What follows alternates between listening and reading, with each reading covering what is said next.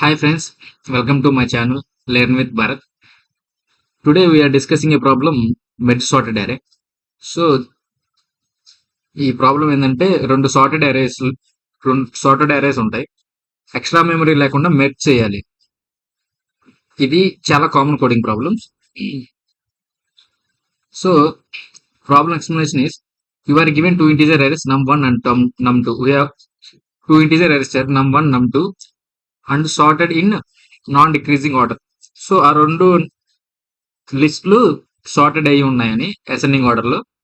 So two integers m and n representing the number of elements in nums1 nums2 respectively. ఇంకో two integers ఏం చేస్తారంటే m and n ని అనేవి num1 లో ఎన్ని ఎలిమెంట్స్ ఉన్నాయో m లో ఉంటాయి, num2 లో ఎన్ని ఎలిమెంట్స్ ఉన్నాయో n లో ఉంటాయి ఇంటీజర్స్. ప్రాబ్లం చూస్తే మీకు అర్థమవుతుంది. So merge num1 num2 into a single అరే సార్టెడ్. మనం ఒకే అరే చేసి సార్టెడ్ అసెండింగ్ ఆర్డర్ లో చేయాలి.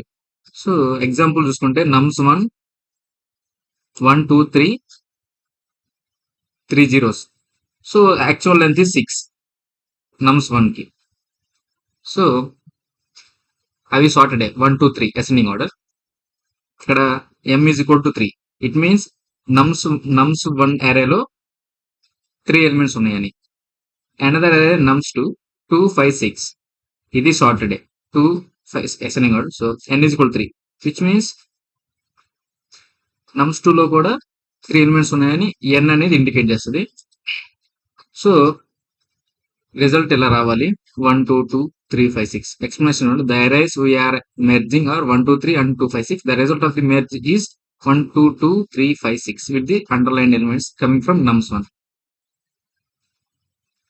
సో మనం దీనికి 2 పాయింటర్ అప్రోచ్ అని ఉంటుంది.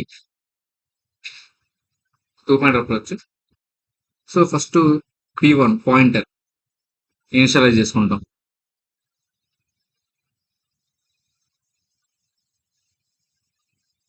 nums1 లో ఎక్స్ట్రా స్పేస్ ఉంటుంది ఎందుకంటే nums2 ని మెర్జ్ చేయడానికి.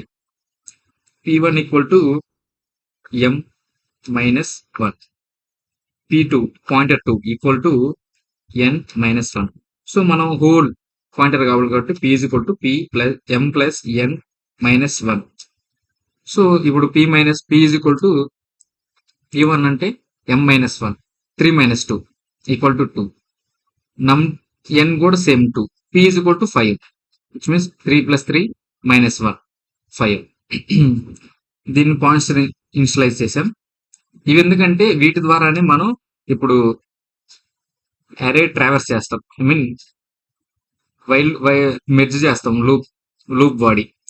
సో ఇప్పుడు చూడండి వైల్ లూప్ రాస్తున్నా. వైల్ లూప్ ఏంటంటే p1 greater than equal to 0 అయి ఉండాలి and p2 same greater than equal to 0 అయి ఉండాలి. తర్వాత పెద్ద వాల్యూ సో తర్వాత చెక్ చేయాలి nums1 ఆఫ్ p1 అనేది పెద్దదైతే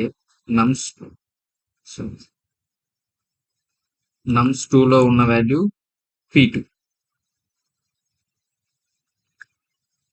ఈ లైన్ ఏం చేస్తా అంటే ఇప్పుడు nums ఆఫ్ p1 అంటే 2 p2 అన్న 2. ఇప్పుడు nums ఆఫ్ p1 అంటే nums ఆఫ్ 2 అంటే ఇక్కడ 3 greater than nums of p2 last one 6.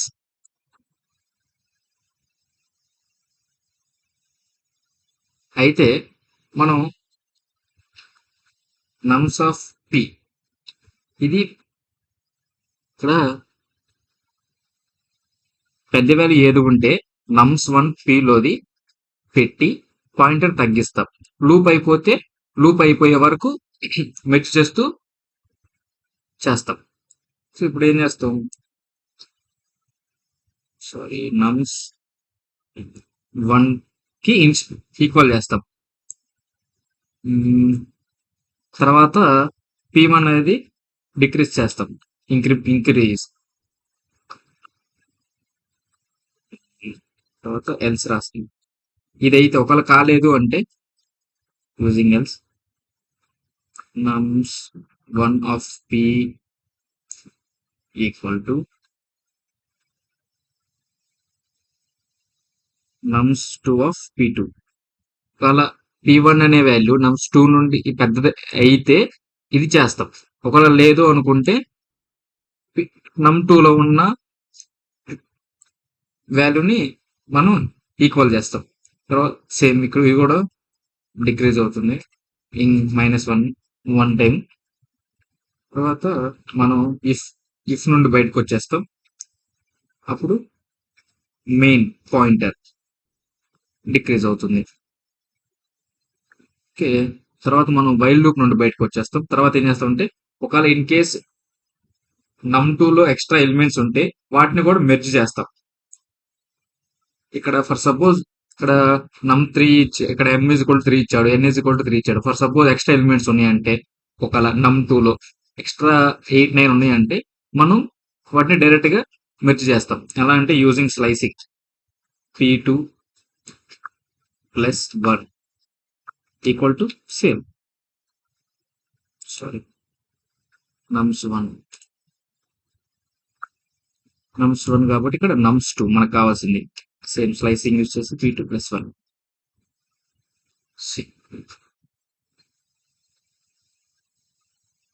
So ఇలా కోడ్ వస్తుంది. సో 2 పాయింటర్ అప్రోచ్ ఎందుకు యూజ్ చేసామంటే మనం రెండిట్ల నుంచి ఇండెక్స్ ఓకే 2 ఇండెక్స్ ని ఇంప్లిమెంట్ చేసి మనం ఇండెక్సెస్ కొరకు వాటిని యూజ్ చేసుకుంటాం. తర్వాత ఎప్పుడు అవసరం అంటే nums1 లో వాల్యూస్ అన్ని పెద్దవి ఉంటే nums2 లో చిన్న వాల్యూస్ ఉంటే అవకాశం ఉంది. అది చివరి వరకు మెర్జ్ అయిపోద్ది ఈ last line this one. So common mistakes అంటే p1 గ్రేటర్ దెన్ 0 అనే మిస్టేక్స్ కరెక్ట్ కండిషన్ కాదు. ఇక్కడ p1 greater than equal to రాయాలి. కాపీ స్టెప్ మర్చిపోకూడదు, ఇదే కాపీ స్టెప్. num1 నుండి ఈ ప్లేసెస్ నుండి num2 లో మిగిలిపోయిన ప్లేసెస్ ఇఫ్ ఇన్ కేస్ ఉంటే ఇక్కడ ఎప్పుడైతే లేవు అరే అన్సార్టెడ్ అన్నట్టుగా ట్రీట్ చేయడం గమనించండి. ఇవన్నీ సార్టెడ్ అరేస్.